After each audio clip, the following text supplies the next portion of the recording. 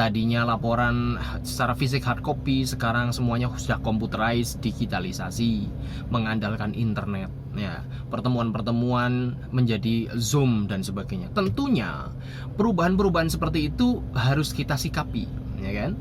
Nah, bahkan setelah kita sudah melewati pandemi Covid sampai sekarang, ternyata kebiasaan-kebiasaan itu masih juga dijalankan karena kita juga mempertimbangkan, oh ternyata ini lebih efektif. Oh ternyata ini lebih efisien. Ini menghemat berbagai sumber daya, ya kan?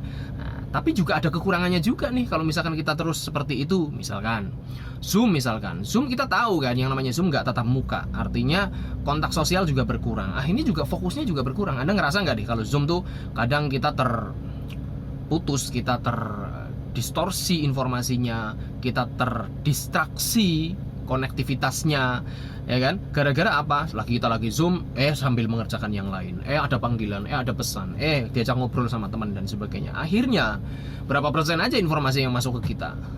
Bisa aja cuma 20% dan sebagainya. Nah, kurang fokus tentunya akan mengakibatkan bisa saja terjadi misinformasi, tidak utuhnya informasi yang kita dapatkan dan sebagainya, sehingga tujuan transfer knowledge ini nggak tercapai juga dengan Zoom. Itu tantangan yang lain. Misalkan sekarang banyak sekali pekerjaan-pekerjaan yang semuanya digitalisasi. Minta data misalkan, dikit-dikit minta data. Anda ngerasa kan kayak gitu kan? Saya sebagai wasor kusta misalkan di kabupaten, saya sering sekali mendapatkan permintaan dari provinsi atau dari Kementerian Kesehatan, tolong dong isi data ini, datanya pakai Google Sheet, ya kan, atau Google Form, atau sebuah link yang harus kita isi lah, seperti itu. Mending ngisinya cuma copy paste, sekedar entry data. Ternyata enggak, ngisinya tuh ternyata kita suruh mengolah data terlebih dahulu, karena variabel yang diminta ini ternyata bukan variabel yang selama ini kita gunakan dalam untuk merekap data. Wah, ini berarti data harus diolah dulu, bahkan dianalisa terlebih dahulu. Setelah output menjadi data sesuai dengan variabel, baru kita input. Nah, itu kan sebuah tantangan, dan ini banyak sekali. Misalkan kusta saja, ada data apa, kemoprofilaksis kusta, data sasaran ini itu dan sebagainya. DBD ada Silantor, ada CRV. CRV-nya juga mengalami perubahan lagi, ada DBD elektronik, ya kan? Ada data pengendalian vektor. Wah, ini aja ada 4. Belum data-data yang bukan rutinitas, misalkan minta data apa dong untuk sekedar riset kek, atau untuk pendataan apa kek, untuk misalkan menyusun sebuah program baru butuh rekapitulasi data apa kek. Nah, data lagi. Nah, ini juga ada sebuah kendala untuk aplikasinya. Misalkan ada aplikasi-aplikasi, ya sudah, maksudnya dalam bentuk aplikasi atau website lah gitu. Misalkan ada aplikasi, malaria misalkan, ada Sismal. Aplikasi ini harus diisi sampai level unit pelayanan terkecil di Fasiankesnya. Nah, jadi ada temuan suspek malaria, Fasiankesnya juga dari mulai suspek saja harus ngisi. Terus obat malaria posisinya ada di gudang farmasi ini juga harus ngisi, karena ini semuanya terintegrasi dalam satu website. Terus setelah itu ini obatnya didistribusikan ke Fasiankes. Nah, Fasiankesnya juga yang menerima juga harus ngisi nih logistiknya, stoknya berapa. Lalu obat itu dipakai untuk mengobati pasien malaria, jadi itu juga harus diupdate, berarti berkurang karena sudah dipakai. Malaria ini kasusnya ada di puskesmas mana, ini juga harus diisi lah. Puskesmasnya juga harus ngisi forum di situ, penyelidikan epidemiologi, karena yang melakukan PE adalah puskesmasnya. Loh, semuanya ini harus terintegrasi, ngisi semua. Ini tantangannya besar lagi, apalagi melibatkan banyak orang kayak gitu loh.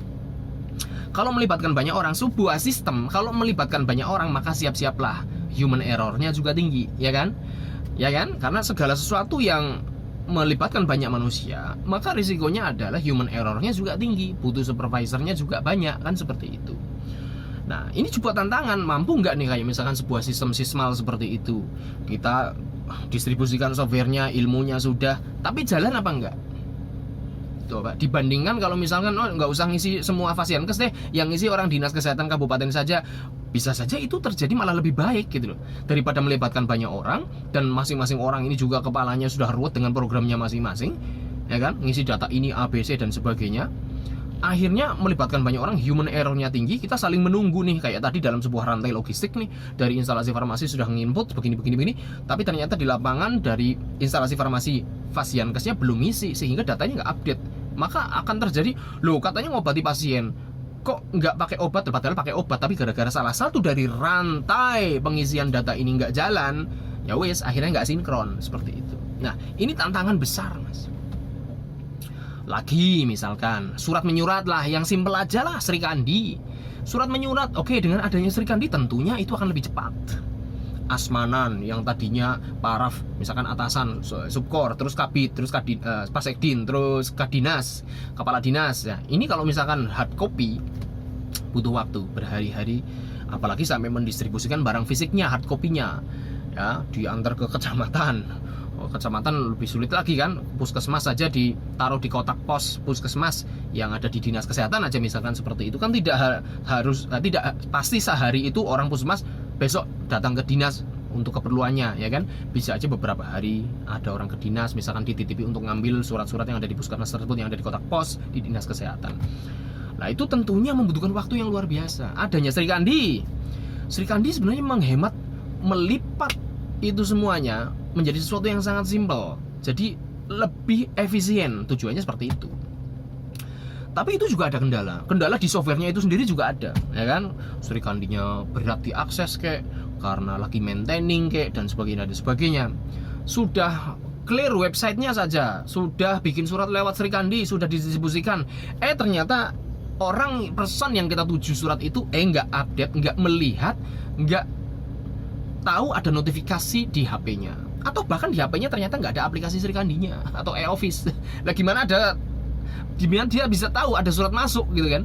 Nah, sudah dilihat saja ada surat masuk, ternyata dia tidak mendistribusikan ke subunit atau programmernya yang dituju oleh surat tersebut. Misalkan nih, saya nyurati kepala puskesmas, ini ada program kecacingan, saya nyurati ini di awal tahun, nanti agendanya begini, karena ada agenda subpin juga sehingga kecacingannya obatnya POPM-nya diundur dan sebagainya. Sudah menyurati ke Kapus, bisa aja Kapus juga lupa, tidak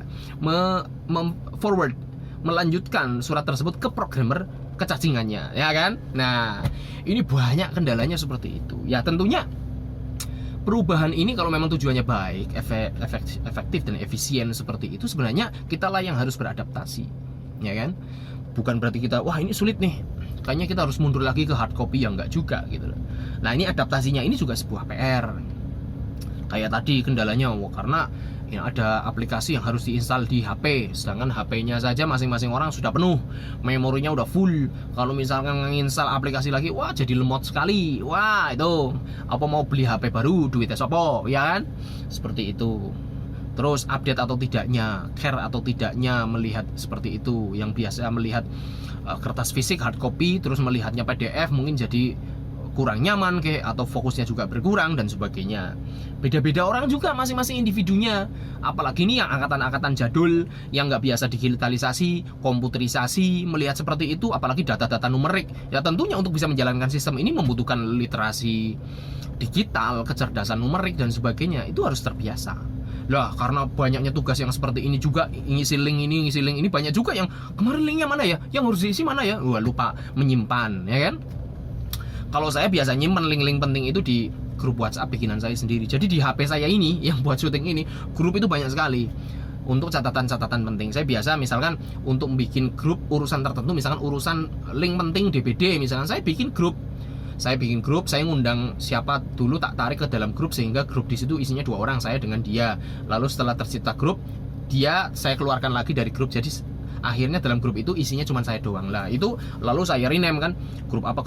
Saya banyak punya grup-grup dalam HP saya di WhatsApp seperti itu untuk menyimpan file-file penting seperti itu. Tapi apakah semua orang bisa melakukan ini? Tahu dan mau melakukan seperti ini untuk semuanya mengorganize data, membantu memori, merapihkan semua data dalam sebuah sistem di WhatsApp.